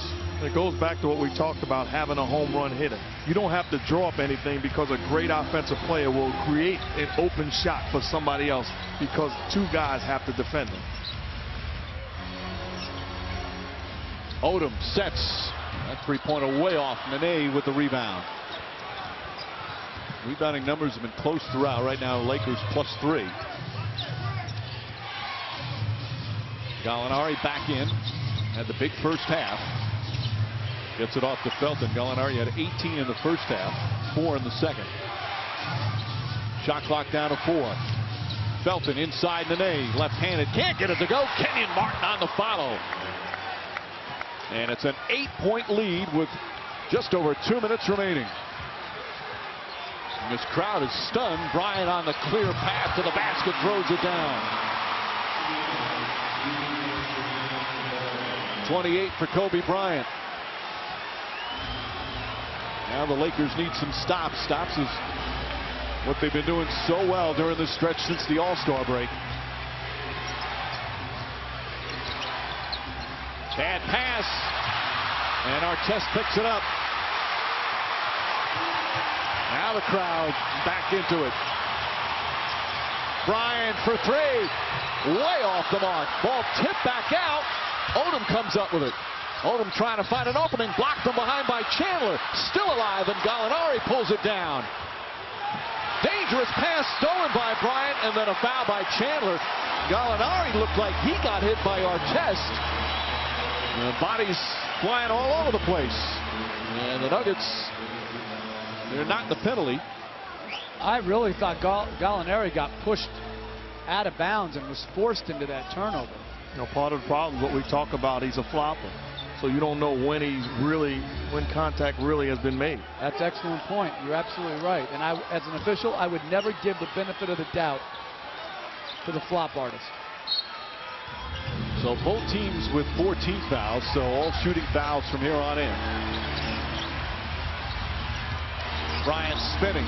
Blocked by Nene. Gasol picks it up and puts it in. Good second effort from Pau Gasol.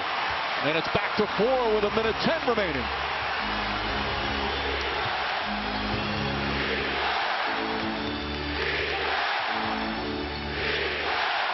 Felton, good help defense from Odom. Felton tied up. And a timeout given to Raymond Felton. Not called by Felton, it was called by Gallinari. Heads-up play from Gallinari. Lakers thought they had at least a held ball. It's a great trap by Odom. That's a jump ball. Well, it's hard to tell when Gallinari said to Leon Wood for the timeout. So Denver will get it. 9 to shoot when we come back. They're up 4. For what's been a close game, there have been no double-digit leads. Right now, Denver by 4. Raymond Felton a huge second half. Sure did. Changed his shoes at halftime from green to blue, and it ignited him. Shooting the 3-ball, penetration, big-time shots. Good extra passing by the whole Nuggets team. And then he was trapped on the last possession, and they were granted a timeout. 23 lead changes in this one. The crowd on its feet right now at Staples Center. Lakers hoping to keep their season or streak alive. 24-second violation. Gallinari was not aware of it as the shot clock was winding down. And that's inexcusable. Coming out of a timeout, you have to understand how much time is left on the shot clock. Poor execution by the Nuggets. And they got to hurry and get a 2-for-1. They're down 4. They want to shoot before 32. Meanwhile, Denver, that's their 7th turnover of the 4th quarter. Odom to Bryant.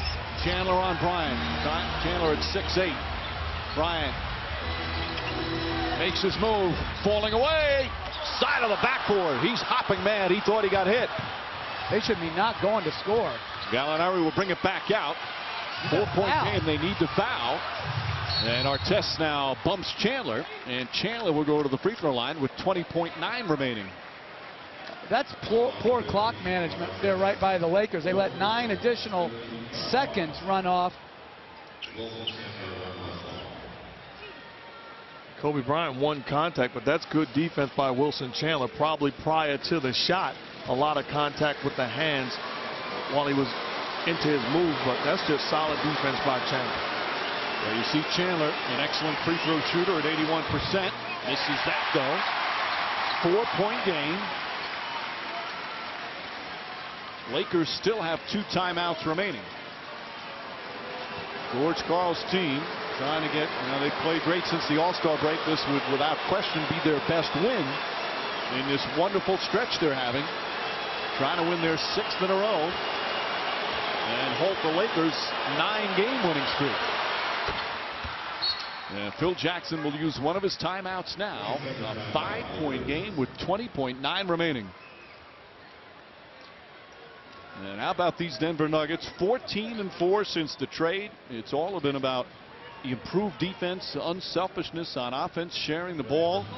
And they just continue to play good old-fashioned team basketball, Jeff. They're fun to watch. I like how the ball's moving here in the second half.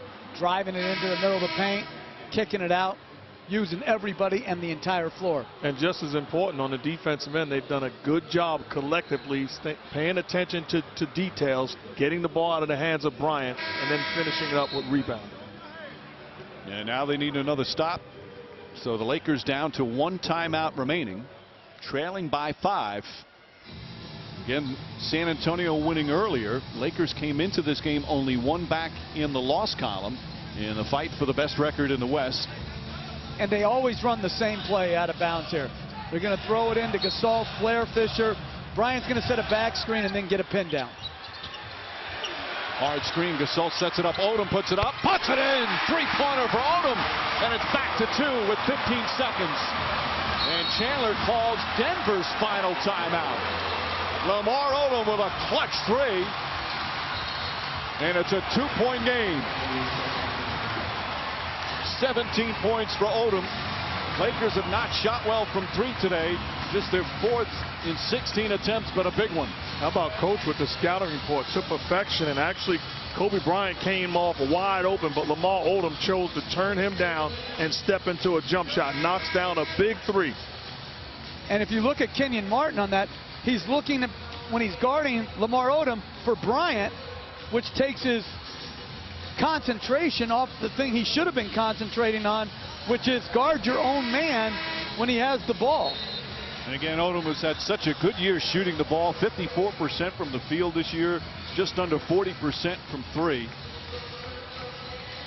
And now without any timeouts, we saw it back in the Western Conference Finals a couple years ago where Lamar Odom caused the Nuggets an incredible amount of trouble just getting the ball inbounds. 2 different times it turned the game around in that series. So Odom will get up on Martin. Lakers are going to have to foul immediately if they don't get a steal on the inbounds. 5 seconds to get it in. Martin throws it to Gallinari. Gallinari dribbles away, gets it over to Nene, throws it back to Chandler, but a whistle and a foul, as Nene is going to go shoot free throws.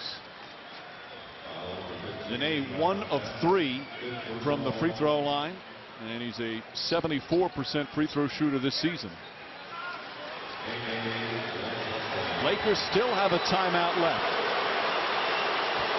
2-point game, 11.3 remaining.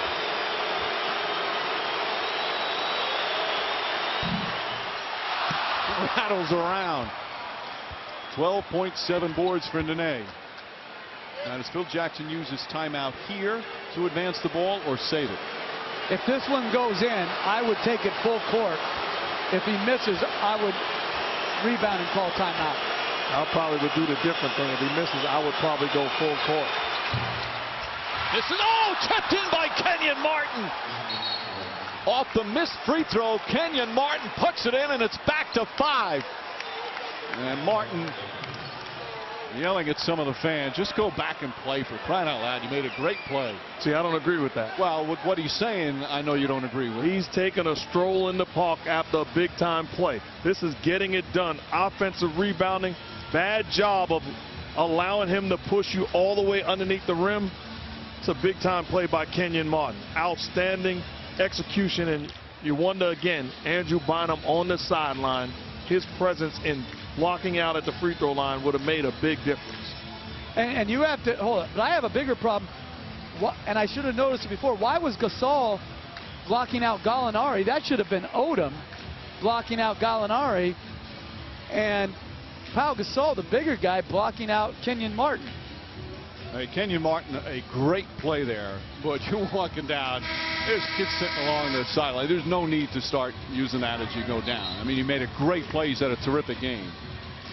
Welcome to the NBA, Mike. That doesn't make it right. Coming up next, except on the West Coast, it's ABC's World News or your local news. Meanwhile, Denver on the verge of a spectacular victory for them. They've been playing great.